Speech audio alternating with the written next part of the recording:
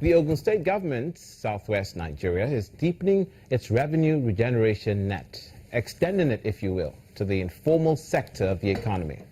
Motorcycle operators have now been drafted into the tax system. Under the scheme, biodata of operators will be captured while they're expected to pay 300 naira per day. The emergence of motorcycle riding as a means of transportation in our towns and cities has been largely attributed to the lack of employment opportunities for the beaming population and the need for alternatives in a failed transport sector. This informal sector has given job opportunities to millions of artisans and some unemployed graduates. As a result of its informal nature, governments have really not beamed its searchlight on its operations, while some have found a window through which revenue can be generated. In Ogun State, government says it has commenced the registration of operators to bring them into the government tax net, where operators will pay 300 naira per day. The state has been losing so much revenue when it comes to people in this sector. The government itself is worried that a lot of our people keep getting money from this sector, putting it in their pockets, and not benefiting anything as far as government is concerned. We have set up this initiative in such a way that we will be able to account for people in this line of business. We will have their biodata captured. We will make sure that all people are actually registered in our scheme. All our car drivers will be accounted for. But this development has generated different reactions from operators. The ones that go to the environmental, the one that goes to the park and garage, they said they want to monitor it by themselves with the assistance of the IRS. The governor is doing well because you can see our roads, the maintenance and the rest. So, and we have, as a union, we have to support the structure. It's not okay for the masses. How much is Okada will be making in a day that will be paying 400, 350 by ticket? It's not okay. While governments say it's doing this to show up the internally generated revenue, IGR, and face current economic realities, it has also insisted that this is not to cause unnecessary hardship on residents.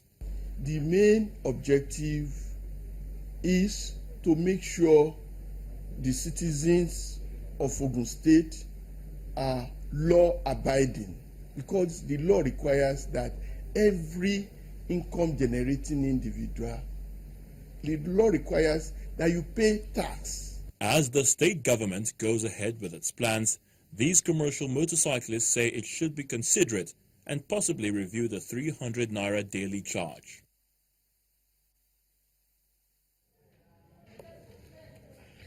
And now we have in the studios with us in News Across Nigeria, Channels Television's business news editor, Bosun Omafaye, to lend his perspective to this issue.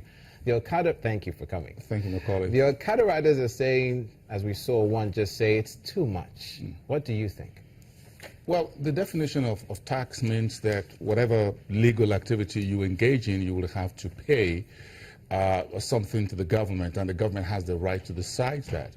Now, I don't agree that 300 naira per day is too much, because if you multiply that over 30 days, that's about 3,000 naira a month.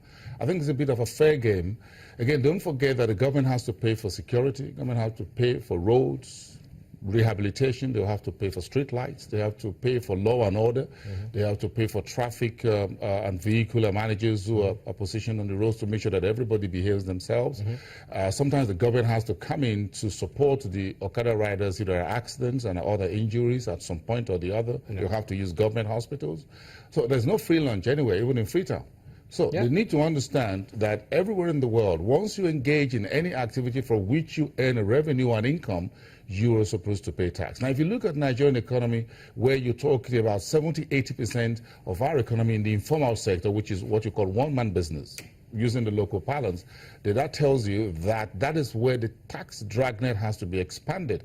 And folks just have to understand that somehow, once you put money together and you buy a motorbike or a rickshaw, what you call keke, marwa, whatever in the local, whatever, you will have to pay something to the government. First, you do a registration because you need to register that particular vessel that you use for commercial activity.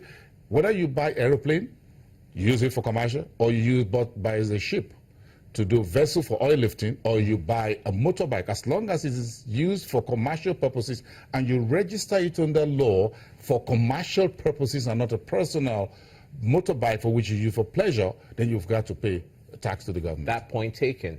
But also, look at the reason for which, one of the reasons for which this is being done. Internally generated revenue.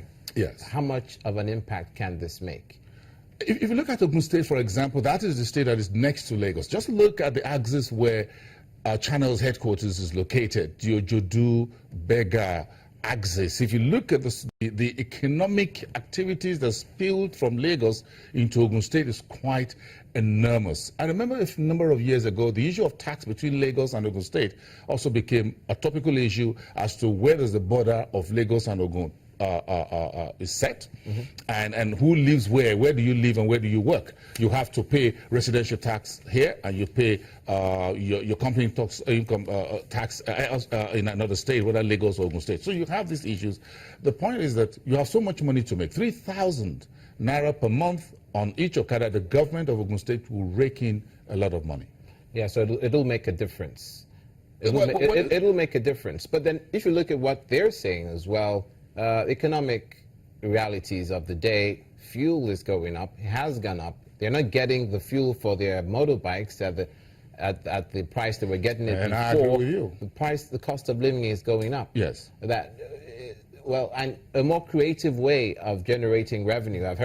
We've heard a governor say that he's not going to tax he's not going to resort to just looking for very elementary ways of raising revenue by making sure tax comes in, which is legitimate. He's going to look for other creative ways as well, such as investment. Well, this isn't wrong. If you look at it, if the Okada riders, let's continue to use that, if they decide to raise the fares they collect from passengers, who regulates that?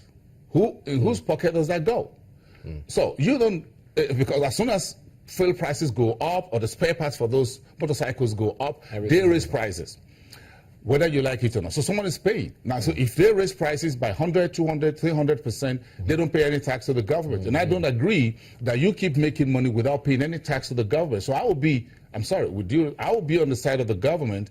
However, we need to address a few things that they said, and in that report, we need to look at multiple illegal taxes or some kind of arm twisting from unions, from others. So double taxation. So I think the Ogun State government would therefore need to get these illegal tax collectors, extortion, quasi-extortion taking place, to be free them of, so that once they pay 300 naira are regulated by law to the state government, the government should give them that protection from which the kind of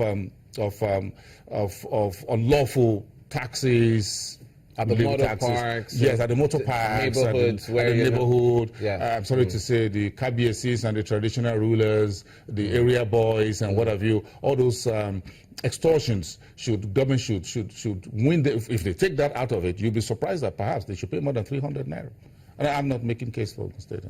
Well understood. Honestly. Thanks a lot, Bosa. I'm on the side of the money. Indeed you are. And we can find out more on Business Morning every day. As always. Thanks a lot. Bosa My Nwafaye, pleasure. Business News Editor, Channels Television. Let's turn our attention to other issues now. The Adamawa State government says it recorded 95% success in the first phase of its immunization exercise for infants from up to 5 years of age. Governor Mohammed Jibrila made this known at the flag-off of the Phase 2 immunization exercise at the Wuro Hausa Healthcare Center in Yola South of Adamawa State. Represented by the Commissioner of Health, Dr. Fatima Atiku Abubakar, the governor says there's been no report of any polio case in the past 7 years, and that the second phase is targeting about 1 million children who are 5 years and below.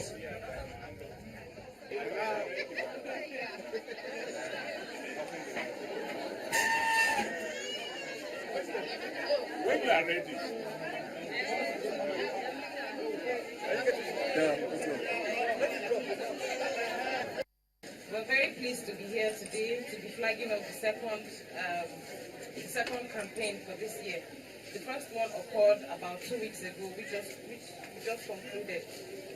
And the turnout was very good. Our target was over 1 million, and we were able to achieve that. So we want to continue to leverage on that in this second campaign to make sure that most of our children are immunized. In this vein, we also want to thank the health workers for coming out to do this very tedious job. And on that note of good news concerning the healthcare sector and polio immunization, we bring this edition of News Across Nigeria to a close. Many thanks for watching. I'm Olumide Macaulay. See you again.